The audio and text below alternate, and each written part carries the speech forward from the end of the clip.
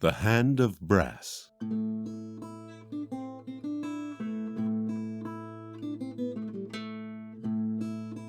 Episode 10. Flames of the Past. Celine and Branador ran through a network of alleyways as their pursuers closed in. They found themselves in an intersection with armed enemies in every alley. There's nowhere to run, Branador. We have searched high and low for you, and finally our years of pursuit have come to an end. You can either surrender now and die quickly, or take you down, slow and painfully. The choice is yours. Let the girl go, and I'll take your slow death. That way I can bring down as many of you as I can. I'm not letting these ruffians take you out. Not without a fair fight. I'm counting 8, so if you're as good with a sword as you're eluding, then it'll be 4 each. As my good friend says, shall we dance, my lords? This is a wedding after all. What? You have to be there. It makes more sense in context. As the circling hunters closed in on their prey, Branador slashed his sword across the ground, throwing up dirt into the eyes of one, his blade then sailing into the sword of another. With a quick lock and parry, Branador disarmed the would-be assassin before punching him in the face, his crossguard horrifically gouging the man's eye. Celine's chain whipped wide, causing the assailants in front of her to back away. She focused on her crystal and thrust out her offhand. Lightning leapt from her fingers and threw 2 of the attackers, shocking the first and sending the other flying down an alleyway. Spells soared and blades clashed. The fight crescendoed and dwindled until it was down to Branador and the assailant's leader. As Celine watched, she couldn't help but notice how closely Branador's swordsmanship mirrored Duncan's. The stance, the parries, the quick and efficient strikes. This woman he dueled stood no chance. Branador's blade disarmed the woman and he kicked her knee hard, dislocating it, causing her to collapse. You can't hide forever. There will always be those that remember. Killing me will only fuel our rage. Celine looked at this woman. Tears streamed down her face. They were not tears of despair, but of frustration. A deep-rooted anguish that belonged to those so close to their goal only to have it taken from their grasp at the last possible moment. The souls of the lost shall be avenged! Branador stood for a moment over his attacker, then thrust his sword through her chest. Who were these people? Why did they so desperately want you dead? Branador looked over at Celine. She saw a sadness behind his cold, dark eyes. Thank you for saving me, Celine. I shan't forget this. He turned to walk down an alleyway. Wanting to inquire further, Celine followed him. But as she rounded a corner, Branador had disappeared into a crowded street. Her quarry gone, she decided to head back to her friends, if she could remember which street led her back to the bazaar.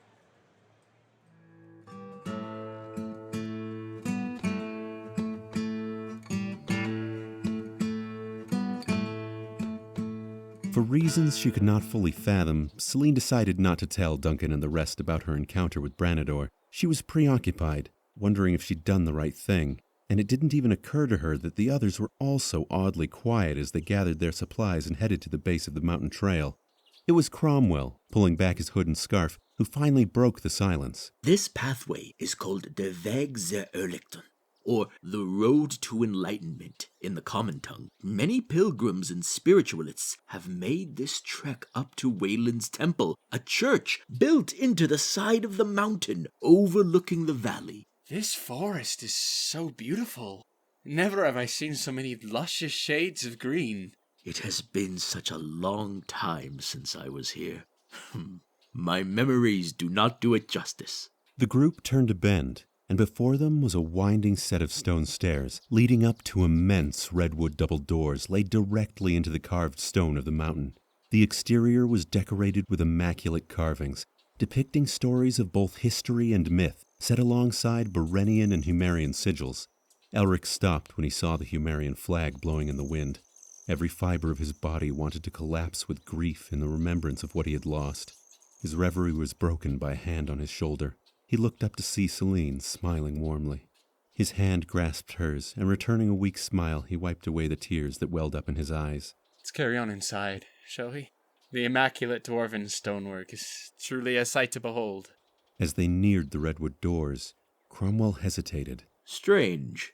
Normally there are guards at this post. If Holy Edict says trespassing is met with pain of death, I wouldn't think it would be so easy to waltz up to the front door.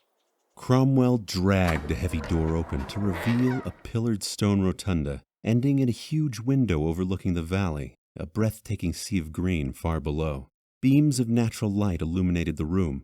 Off to one side, in a spot that was well lit but shaded from direct sunlight, there was a raised dais bearing an empty plinth, and a tall man with raven black hair taking a sealed scroll out of a chest hewn from obsidian. 4 hooded figures around the room looked up from their work. They had been dragging dead orcish guards toward the large window. They dropped what they were doing and moved to flank the dais, drawing their swords. The raven-haired man turned. Kurt? Bran. Wait, how do you know Branador? How do you know Branador? I saved him back in the city from a gang who were trying to kill him. Should've left him to die. Of all things in life, I never expected to see you again, Kurt. What's going on here, Duncan? Who is this man? Duncan? Is that what they call you now? Just an Alemendian spy. Is that all I am? We're gonna have to take that scroll off your hands, Bran. Whatever it is Queen Tatiana has planned, I still believe we were in the wrong. Can you honestly look me in the eye and tell me what the Alliance did to us was fair? Alemendia was on the cusp of greatness. We could have united the nations together under one banner of peace and prosperity. Our nation was strong, is strong. Your greatness is nothing but baseless murder. If you are referring to the Trisanian massacre, that was a necessary evil. I took no pleasure in participating. But you were the coward who couldn't see past its face value. Doesn't matter what propaganda you believed in. You took innocent lives. It all served a greater good. Perhaps you can redeem yourself here and now, Kurt. Under Aedon's watchful gaze, you can be forgiven. Lay down your sword, and I'm sure our queen will accept you back with open arms. Duncan didn't flinch. Branador searched Duncan's face for a moment before shaking his head. Kill the dwarf and the orc. Only disarm the girl. Leave the traitor to me. This has been a long time coming. 2 of the hooded figures charged at Celine, slinging spells of force at her, slamming her into the stone floor. Dazed, she scrambled up and hurled a spell of lightning in return, but her aim was just off. The hooded mages scattered, dodging behind pillars and sending spells back around them. Elric and Cromwell were barely holding out against the other 2 hooded assassins. Elric's crossbow wound pained him sorely as he parried a blade bound for his face. With a grunt, he fell to a knee. With a roar, Cromwell swung wide enough to get some distance from his own opponent and startle Elric's assailant. With the last bit of his strength, Elric lunged forward, slicing deep into the inner thigh of the spy standing over him. Branador and Duncan's blades met in a whirlwind of fury. They were equally matched, their fighting styles mirroring each other perfectly. It was as if they were one and the same, 2 sides of the same coin. We can all walk away from this, Bran. We've been down this road before. Yes, and it would all end the same way. We stood no chance when you left. My leaving had nothing to do with the failure of Alemendia. Their downfall was their own arrogance. You and I were unstoppable, a force to be reckoned with. Every task given to us after you defected failed time and time again. You left at the crux of greatness. I asked you to come with me. When the Trisanians were being slaughtered, I looked to you for affirmation that what we were doing was wrong. I begged you to leave with me, start anew. And I affirmed to you it was the right course of action, the right course for the kingdom, the right course for us all. You act as if the whole world revolves around you, and you make decisions without thinking of consequences. Don't you hear yourself? The hypocrisy is astounding. You slaughtered innocents in the name of a greater purpose, because it was your civic duty? I always thought you were better than blindly following orders. Lay down your sword, I'm begging you. There is still a chance for redemption. There is nothing to redeem. You're the traitor here, not me. Your cockiness and witless irreverence has always been your downfall. And here I thought you always liked that about me. There were many things I liked about you, Kurt. But times have changed, and I see you for who you are. A self-serving bastard who cares for nothing but himself. Your selfishness has caught up, and you have sealed your fate. Branador feigned an attack from the right, and when Duncan moved to block, circled his sword under and shunted Duncan's blade aside, leaving him exposed. Branador's long sword thrust forward, straight for Duncan's throat. Duncan's offhand snapped closed around the longsword's tip, but instead of the pain he'd expected, Duncan only felt a dull pressure. He'd almost forgotten his new hand was metal, and apparently quite durable. Branador sneered, raising his foot to Duncan's hip and kicking him back before pressing the attack again. Their swords sailed toward one another, and then Duncan's blade struck true, piercing right through Branador's sternum. Branador sunk into Duncan's arms, and they both collapsed to their knees. Duncan's brass hand cradled the back of Branador's head. You have no idea what it's like. You were my friend, my lover, my everything. I cared for you more than I cared for anyone or anything. You changed. You changed.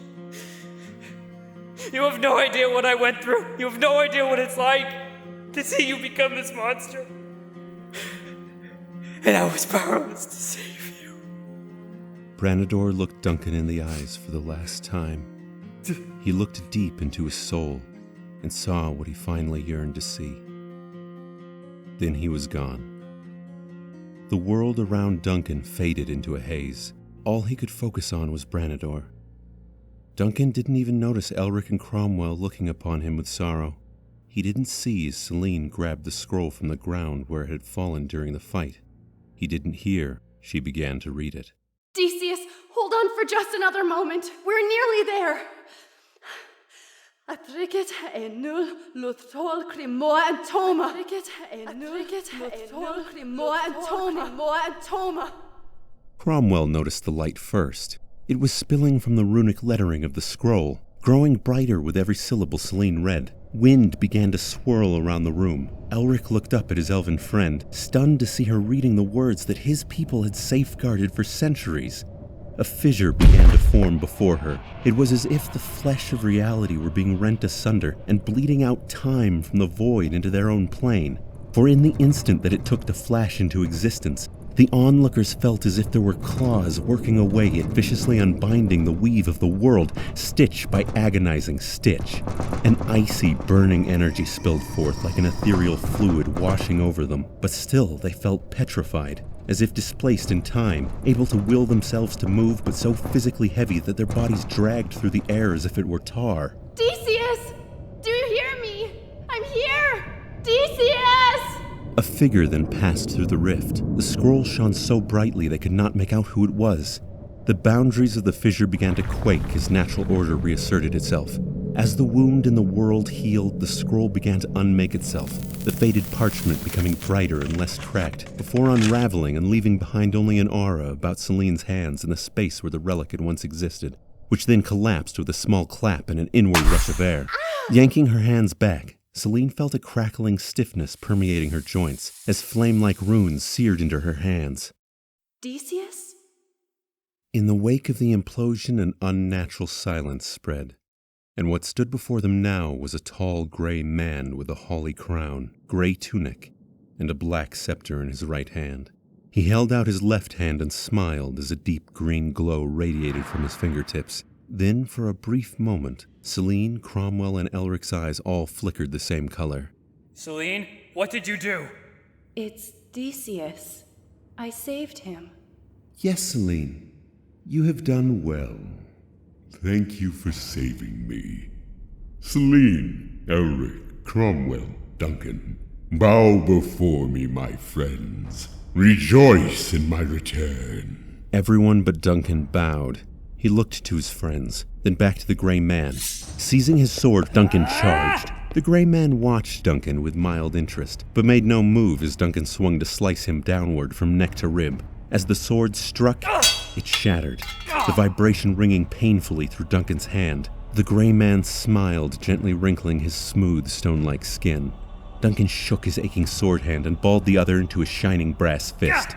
The man easily caught Duncan's punch, then went rigid as a shock of magical energy passed through the gauntlet. He cried out in anguish, as if this was the first time he had ever felt pain. Duncan felt a crunch. The brass hand was mangled under the gray man's stony grip. With a flick of disgust, Duncan was thrown like a rag doll into a wall across the room. Well, aren't you resilient? Elric, Cromwell, be dears and kill Duncan for me. Elric and Cromwell, whose faces were slack and eyes hollow, approached Duncan, weapons ready.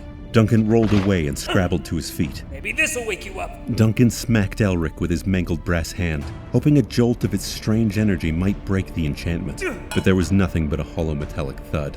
Fuck. Panicking, Duncan punched Elric's crossbow wound, then decked him across the jaw, dropping him. He turned and narrowly dodged a sword strike from Cromwell. Ducking under the large orc's arm, he rose up, throwing all his weight into Cromwell. who stumbled back but didn't fall. At his best, Cromwell was new to the sword. In this nearly mindless state, he seemed quite unsure how to use such a large weapon on an opponent so close. Dropping the broadsword, Cromwell settled for gripping Duncan by the back of the neck and slamming him to the ground with a sickening thud.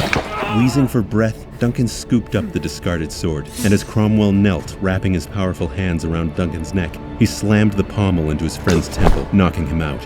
As Duncan shakily stood, willing his bleary eyes to focus on the greater enemy, the gray man's scepter spun from his hand and extended into a spear. Propelled by some unseen force, it pierced through Duncan's right shoulder, pinning him to a wall.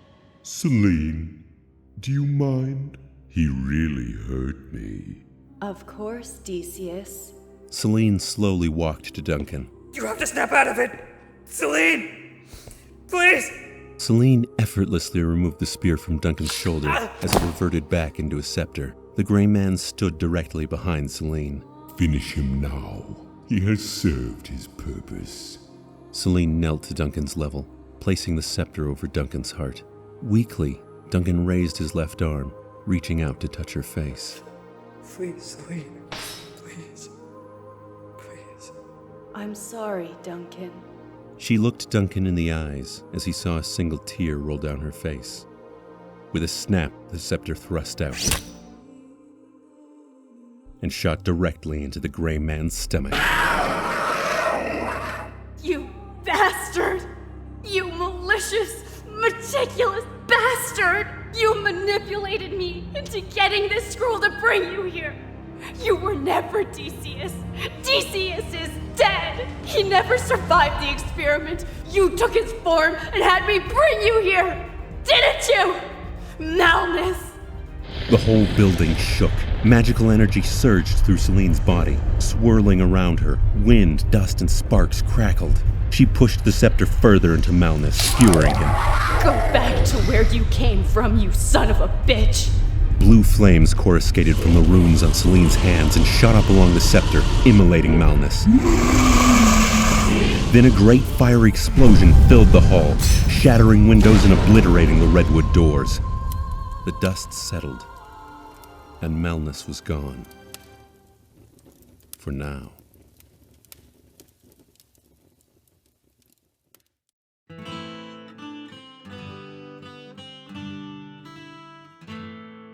And that is season 2. Thanks for listening. If you really enjoyed what you heard, leave a rate and review, and keep up to date with us on Instagram, Facebook, and Twitter at The Hand of Brass. And if you want to support us further, check out our Patreon. You can get exclusive access to bonus footage, behind the scenes, interviews, and more. Thanks again for listening.